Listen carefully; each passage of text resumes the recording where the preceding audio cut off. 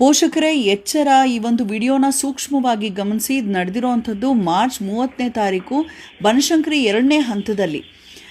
ಮುಂದಕ್ಕೆ ಹೋಗುತ್ತೆ Bolero car. ಒಬ್ಬಳೇ ಸ್ಕೂಲ್ ಹುಡುಗಿ ನಿಂತಿರೋದನ್ನು ಗಮನಿಸಿ ಮತ್ತೆ ವಾಪಸ್ ಹಿಂದೆ ಬಂದು ಬಾಯಲ್ಲಿ ಆಶೀರ್ವಾದ ಮಾಡ್ತೀನಿ ಅಂತ 2-3 ಸರಿ ಕರೀತಾರೆ. ಒಳಗಡೆ ಇದ್ದವರೆಲ್ಲ ಮುಖಕ್ಕೆ ವಿಭೂತಿಯನ್ನು ಬಳ್ಕೊಂಡು ಸಾಧು ಸಂತರ ರೀತಿ ಇದ್ರಂತೆ. ಪುಣ್ಯಕ್ಕೆ ಆ ಮಗು ಅವ್ರ ಅಪ್ಪನ ಕರೆದಿದೆ. ಅವರಪ್ಪ ಬರ್ತಿದ್ದ ಹಾಗೆ ಅವ್ರು ಏನು ಅಂತ ವಿಚಾರಿಸ್ತಿದ್ದ ಹಾಗೆ ಅವರು ಅಲ್ಲಿಂದ ಕಾಲು ಕಿತ್ತಿದ್ದಾರೆ.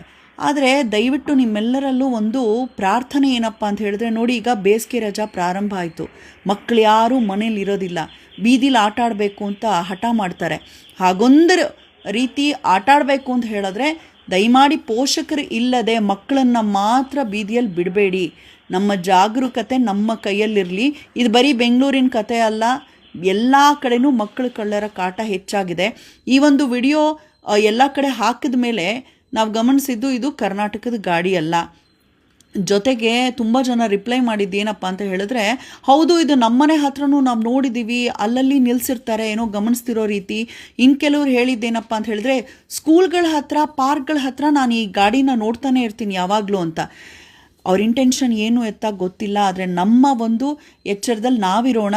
ಮನೆಗೆ ಯಾರಾದರೂ ಬಂದು ಬಾಗಿಲು ಬಡಿದ್ರೆ ಯಾರು ಎತ್ತ ಗೊತ್ತಿಲ್ಲ ಅಂದರೆ ದಯವಿಟ್ಟು ಬಾಗಿಲು ಕೂಡ ತೆಗೆಯೋದಕ್ಕೆ ಹೋಗಬೇಡಿ. ಜೋಪಾನ.